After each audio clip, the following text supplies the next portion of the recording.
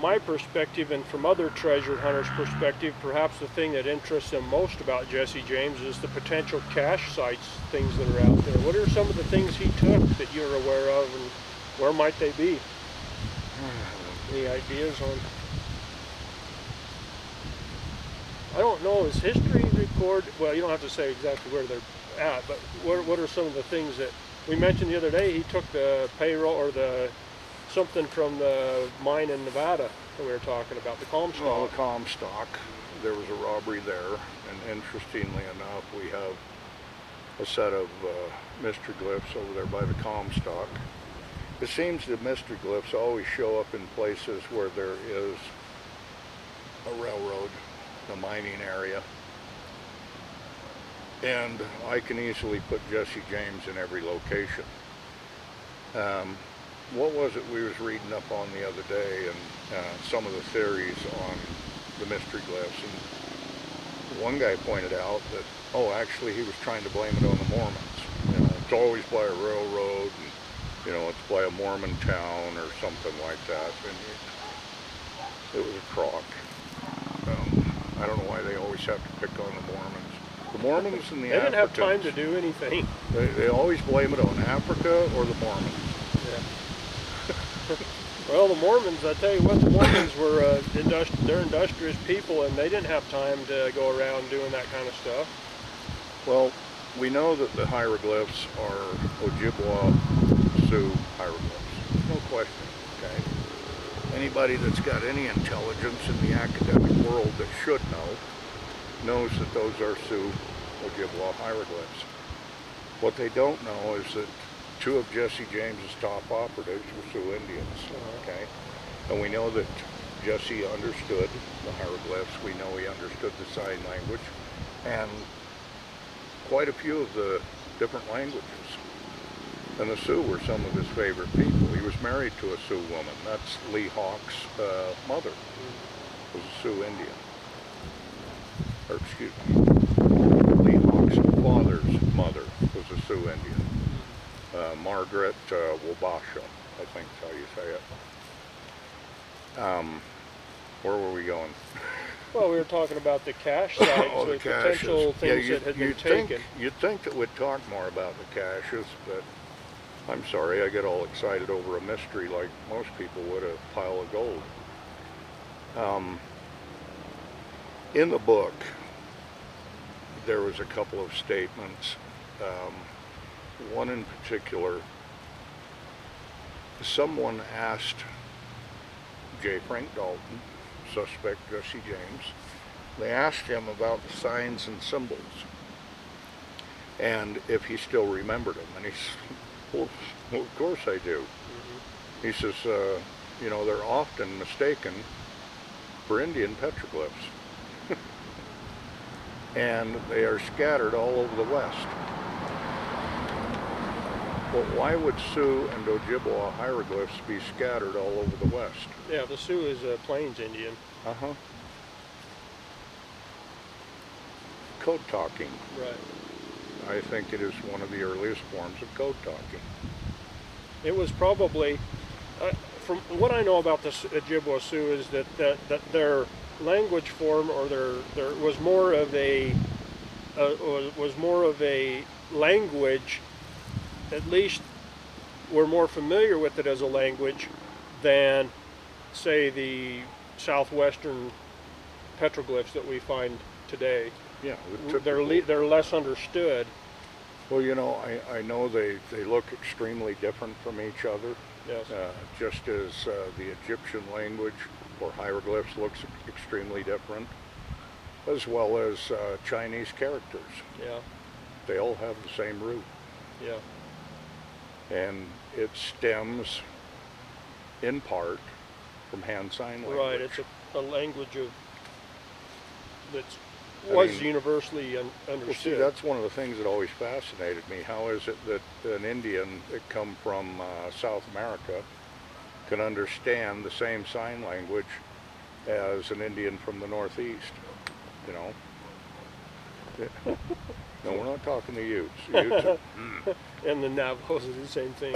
There'll be Navajos point with their nose. if any Utes watch this, they're going to laugh over that one. 'Cause they know what I'm talking about. But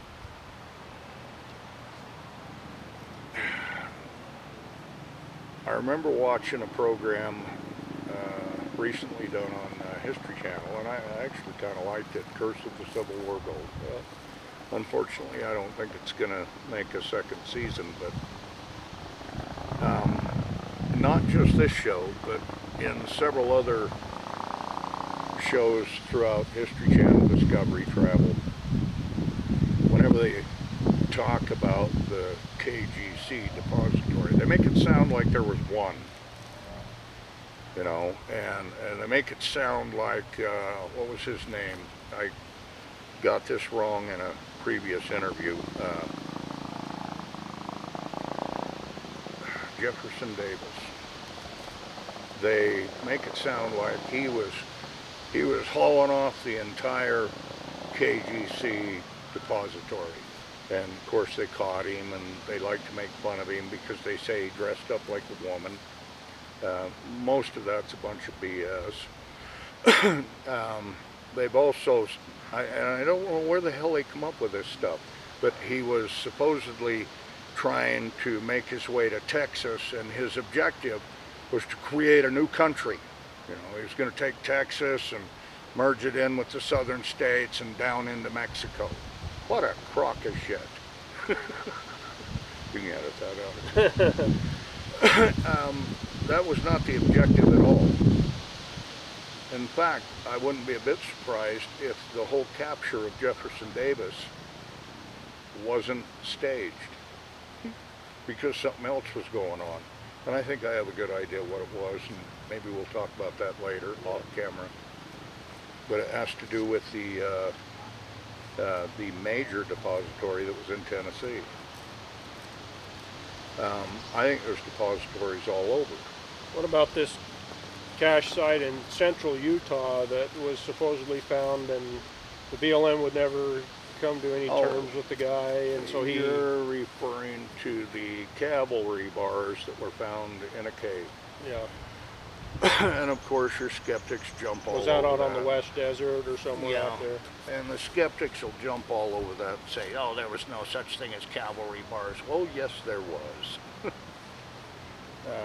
And I guess the majority of the people don't need to know why they were out there, but... Might have had something to do with the Mormon War, or the... Or not. Or not, yeah. Well, personally, I think it was a KGC robbery. It was an opportune moment. And yes, they did have bars. I can't say too much more about without giving away information like location and that kind of thing. But let's just say it was more than likely a KGC operation. Right. It wasn't a depository. It was a robbery. And it was, you know, any chance they got to hurt the North, or those who were supporting the North, trying to bring in their damn world banking system and eventually create a Federal Reserve. That's who they robbed. That was his job, is to weaken them any chance he got. Do you think Jefferson Davis, did they ever commission and make some gold coins, or was that just fanciful history? I honestly do not know. Okay. Because I was wondering, those would be worth a lot of money. If something like that existed, like the Mormon gold coins, if there was something that they minted in a limited quantity, you know, they were to coinage for the South and it never really took off, but they had a few, it seems like that would have been pretty spectacular, valuable. Well, here's another one. You've heard the Doc Noss story. Yes. Okay. That was the Doc Noss was the Cricket Hills. Is that the Cricket Hills? Down by White Sands, New Mexico. Okay. Cricket Hills is a different story out here. That was of a cat. Okay, now I don't know all the particulars on it because, you know, gold stories are cool and everything, and I've probably heard every one of them. Doc Noss is the White Sands where he looked at it for years, and then and they found some big cache and whatever. But I'm not going to say that that's a KGC site, but the KGC, or those people who were involved with the KGC, were absolutely there, and they cached some fairly sizable things there. So It seems like only under the guise of the war would you be able to take some of the heists as big as some of these were. yeah, I mean, if the outlaws from Utah, you know, what's the local outlaw from Porter or Circleville? oh, you're talking Butch Cassidy. Yeah, if Butch and Cassidy Sundance. would have went and heisted these things, and it wasn't during the Civil War time when there was war and chaos going on, they couldn't get away with taking a cavalry bars. You know, they would have chased them to the end of the earth. Yeah. But in the Black Book, there's a long list of what is considered KGC sites, and you know, I occasionally go through it and looking for some keyword, something that's going to give me an additional clue as to, you know, how it might tie into the mystery glyphs. Because I'm telling you, every single mystery glyph site is going to have a railroad mining site, and I can place Jesse James there. There's only one that I can think of that the railroad really isn't anywhere near there. But as I was doing a little bit of research, I noticed the name of a particular utilities company in that area. And I thought, well, that's awfully strange. You know, I don't see any reason why I can't say anything. Dixie Power. Yeah.